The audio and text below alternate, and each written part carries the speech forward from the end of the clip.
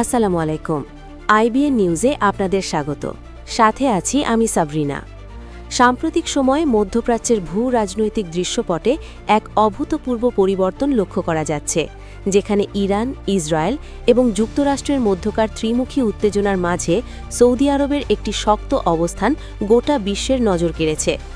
2026 সালের জানুয়ারি ও ফেব্রুয়ারি মাসে ঘটে যাওয়া বেশ কিছু নাটকীয় ঘটনার পর সৌদি যুবরাজ মোহাম্মদ বিন সালমান অত্যন্ত দৃঢ়ভাবে ঘোষণা করেছেন যে ইরানের বিরুদ্ধে কোনো ধরনের মার্কিন আগ্রাসন বা সামরিক হামলার জন্য সৌদি আরবের ভূখণ্ড কিংবা আকাশপথ কোনোভাবেই ব্যবহার করতে দেওয়া হবে না। এই অত্যন্ত গুরুত্বপূর্ণ ঘোষণার ফলে সৌদি আরবের মাটি ব্যবহার করে মার্কিন সৈন্যদের যে কোনো ধরনের আক্রমণাত্মক অভিযান বা অফেন্সিভ অপারেশন পরিচালনার পথ কার্যত বন্ধ হয়ে গেছে। তবে এই খবরটি প্রকাশ্যে আসার পর আন্তর্জাতিক গণমাধ্যম ও সামাজিক যোগাযোগ মাধ্যমে প্রবল গুঞ্জন ছড়িয়ে পড়ে যে সৌদি আরব হয়তো যুক্তরাষ্ট্রকে তাদের দেশ থেকে সামরিক ঘাঁটি পুরোপুরি সরিয়ে নেওয়ার নির্দেশ দিয়েছে, যদিও বাস্তবে মার্কিন ঘাঁটিগুলো সম্পূর্ণ গুটিয়ে নেওয়া বা সৈন্য প্রত্যাহারের কোনো আনুষ্ঠানিক, দাপ্তরিক বা নির্ভরযোগ্য প্রমাণ এখন পর্যন্ত পাওয়া যায়নি।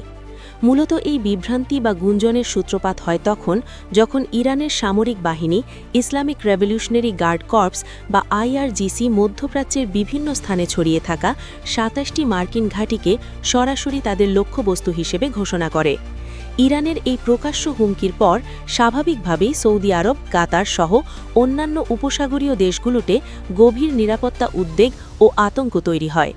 এই অস্থিতিশীল পরিস্থিতিতে নিজেদের আকাশসীমা ও জাতীয় নিরাপত্তা জোরদার করার জন্য সৌদি আরব যে বিশেষ কৌশলগত এবং প্রতিরক্ষামূলক পদক্ষেপ নিয়েছে, সেটাকেই অনেক ক্ষেত্রে ভুলভাবে মার্কিন ঘাঁটি সম্পূর্ণ সরিয়ে নেওয়ার খবর হিসেবে প্রচার করা হচ্ছে। ঐতিহাসিক প্রেক্ষাপট গভীরভাবে বিশ্লেষণ করলে দেখা যায় যে উপসাগরীয় অঞ্চলে মার্কিন সামরিক উপস্থিতির ধরনে বিভিন্ন সময় পরিবর্তন এসেছে এবং এর আগেও 2003 সালে ইরাক যুদ্ধের পর এবং পরবর্তীতে 2021 সালেও যুক্তরাষ্ট্র সৌদি আরব থেকে তাদের বেশ কিছু সেনা ও প্যাট্রিয়েট মিসাইল ব্যাটারির মতো সামরিক সরঞ্জাম প্রত্যাহার করে নিয়েছিল। কিন্তু অতীত সৈন্য প্রত্যাহারের সেই ঘটনার মানে এই নয় যে দুই দেশের মধ্যকার সম্পর্ক শেষ হয়ে গেছে, বরং বর্তমানে সৌদি আরব ও যুক্তরাষ্ট্রের মধ্যকার দীর্ঘদিনের কৌশলগত অংশীদারিত্ব আগের মতোই অটুট রয়েছে এবং উভয়ের মধ্যে উন্নত অস্ত্র বিক্রির চুক্তিগুলো চলমান রয়েছে।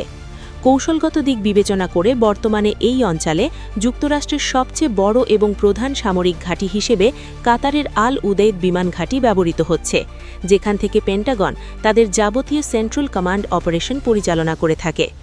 দর্শক, আমরা আমাদের নিউজের একদম শেষ প্রান্তে চলে এসেছি। আমাদের পরিবারের একজন নিয়মিত সদস্য হতে যারা এখনও চ্যানেলটি সাবস্ক্রাইব করেননি, তারা দয়া করে এখনই সাবস্ক্রাইব করে নিন এবং কমেন্ট বক্সে আপনাদের মূল্যবান মতামত জানান। আপনাদের প্রতিটি মতামত আমাদের কাছে অত্যন্ত গুরুত্বপূর্ণ। দেখা হবে আগামীকালের ভিডিওতে আরও নতুন কোনো ব্রেকিং নিউজ নিয়ে।